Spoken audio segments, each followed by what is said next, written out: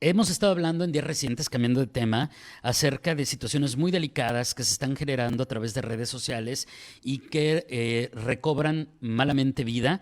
Y ya hace un par de semanas platicamos acerca de cómo em, en diversas plataformas, expertos de CETIS justamente nos comentaban que regresaba este peligro de que se pusiera de moda la doble talla cero. Recordará tal vez esta entrevista y como una experta nos explicaba qué era, qué es lo que está pasando, por qué es muy peligroso, qué es lo que tenemos que aprender de nosotros mismos, qué es lo que tenemos que aprender y enseñarle a quienes están a nuestro cargo, a nuestros hijos, a nuestros sobrinos, a quienes estén a cargo de nosotros, incluso a nuestros alumnos.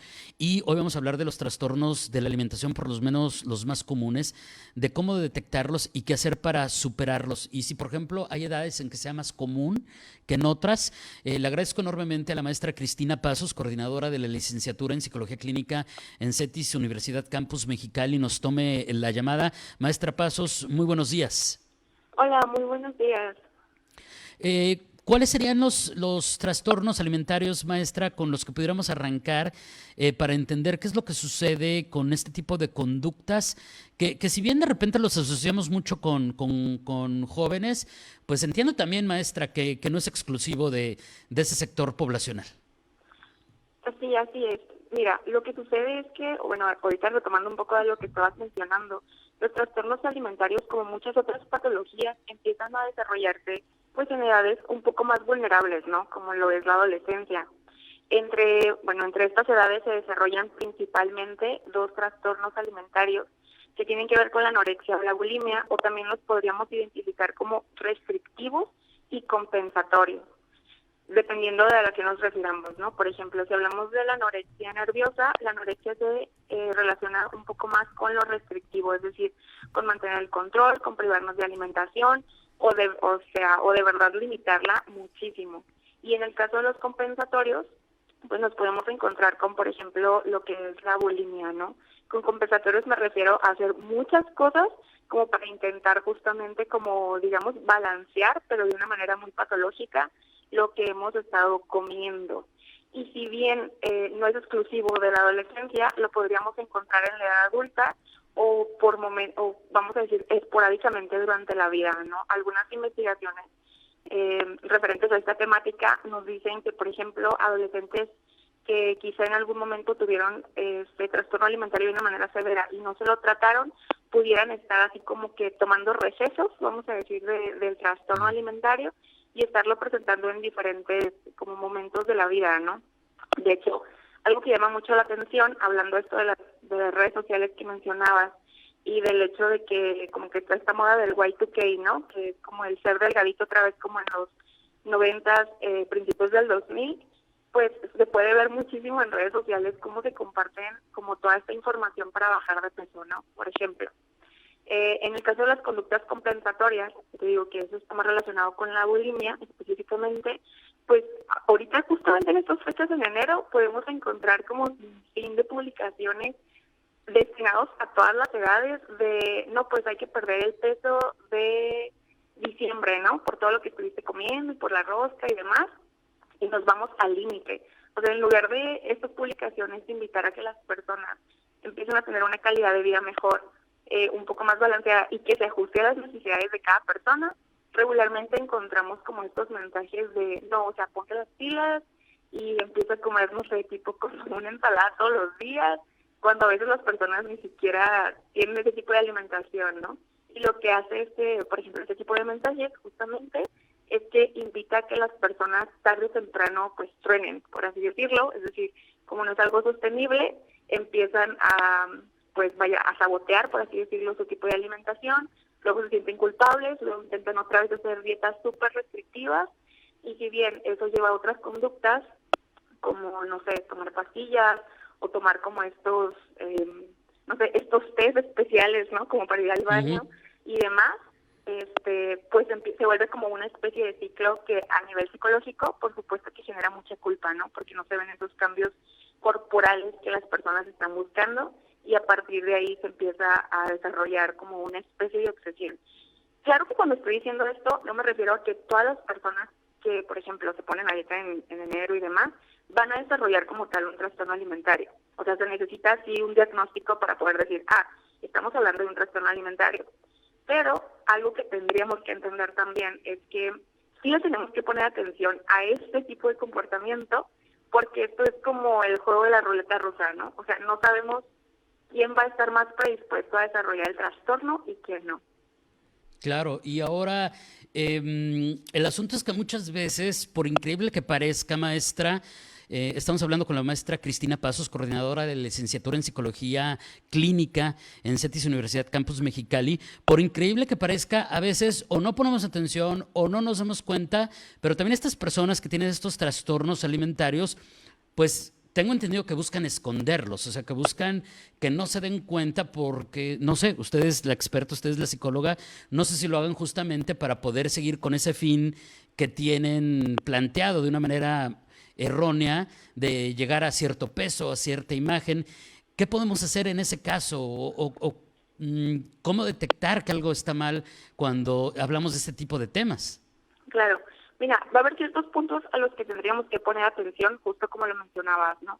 Cuando la persona ya empieza a entrar en un estado obsesivo, regularmente va a empezar a mentir. Por ejemplo, pudiera ser que notamos que algún familiar, amigo, hijo o hija empezar a ponerse a dieta, a hacer ejercicio.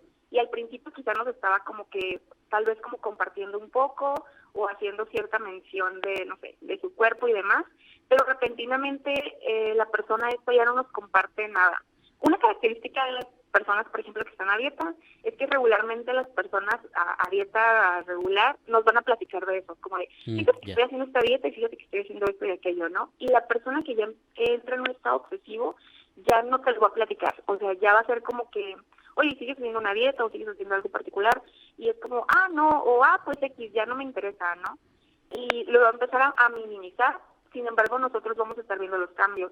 Algo también a notar es que las personas ya no comparten la comida con nosotros, o sea, la mesa, o están constantemente diciendo que ya comieron y demás. En el caso de los restrictivos, cuando hablamos de los compensatorios, pues podemos notar que las personas están haciendo ejercicio excesivo, es decir, no de que voy 1 hora al gimnasio y demás, ¿no? Sino que quizá la persona está tomando demasiado tiempo, voy a decir más de 3 horas, como en este tipo de movimiento corporal, cuando pues ya es como de una manera, que digo, como muy excesiva, ¿no?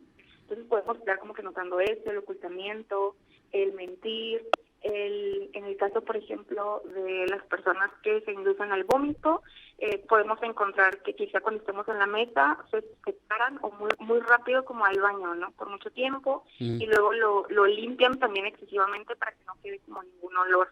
Aquí estoy hablando quizá ya, te digo, de un trastorno ya establecido, pero son ciertos cambios que podemos empezar a notar. Si nos estamos dando cuenta que está pasando algo así, o sea, quizá a lo mejor todavía no estamos en el lado, o en este como que punto severo, no tendríamos por qué llegar a ese punto severo, lo más recomendable es acercarnos a la persona en la que estamos notando estas conductas. O sea, lo primero sería como abordarlo y preguntar qué está pasando, ¿no? O sea, qué te está preocupando y cómo puedo ayudarte. Si la persona igualmente, pues no, por la misma cuestión del ocultamiento y demás, tal vez ya en una situación un poquito más severa, no comparte contigo, la persona, ya sea, te digo, el familiar o tú como amigo o amiga, lo que puedes hacer es prepararte, es decir, buscar información de a dónde puedo acudir primero, o sea, como ya tener tus recursos, ¿no? Tu psicólogo, tu nutriólogo especialista en trastornos alimentarios, y ya poder abordar con la persona muy asertivamente, ¿no? Decirle, ¿sabes qué? Que esto es lo que sería lo primero, he estado notando estos cambios en ti, he estado notando que no te sientes a la mesa, he estado notando que pasas mucho tiempo en el baño, he notado que estás perdiendo peso corporalmente porque lo puedo mirar, me preocupa, y aquí es súper importante decir, me preocupa, más que culpabilizar a la persona, porque un error común es decir como, no, es que te estás haciendo daño, porque estás haciendo esto, no puedo creer que es tan inteligente, ¿sabes? O sea, empezamos como que a atacar a la persona y eso hace que se cierre muchísimo. O igual de, es que te tienes que querer porque no puedes verlo. Esos mensajes no sirven, no funcionan. O sea, tenemos que hablar directamente de, esto es lo que he visto y me preocupa y me duele. Y creo que esto es lo que podemos hacer, o esto es lo que vamos a hacer. ¿Y qué hacer cuando llegamos a esa etapa, pero encontramos resistencia o negación? Que nos respondan, no necesito ayuda, ya sabemos que es cierto, pero niega que lo esté haciendo, a pesar de que están todas las señales de que efectivamente sucede. Cuando viene esta etapa de negar y no querer recibir ayuda, ¿cuál sería la recomendación? Ok.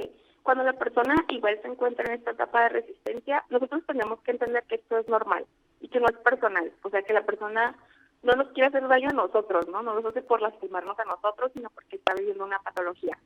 Entonces, igualmente, o sea, de todas formas, sería acercarnos y decir, ok, entiendo que no quieres ayuda para esto, pero por ejemplo, si somos papás, si somos papás y estamos viéndolo como en nuestros hijos, sí, igualmente sería llegar con cierta como firmeza de decir, bueno, pero es que yo te quiero ayudar porque estoy viendo que algo no está funcionando. Y entonces, por ejemplo, si la persona dijera, no, pues no quiero, o no voy a ir a ningún lado, no voy a ir a un psicólogo, nosotros tenemos que empezar a marcar o a poner ciertos límites, vaya, ¿no? Es decir, bueno, si tú no atiendes a esto, entonces, no sé, voy a decir algo así como que voy a tener que restringir las horas que pasas en las redes sociales, voy a tener que empezar a limitar como ciertos, tal vez como permisos que tenga la persona, como una manera de motivarla a que atienda a lo que nosotros estamos pidiendo. Y recordando que estamos pidiéndolo por la salud de la persona.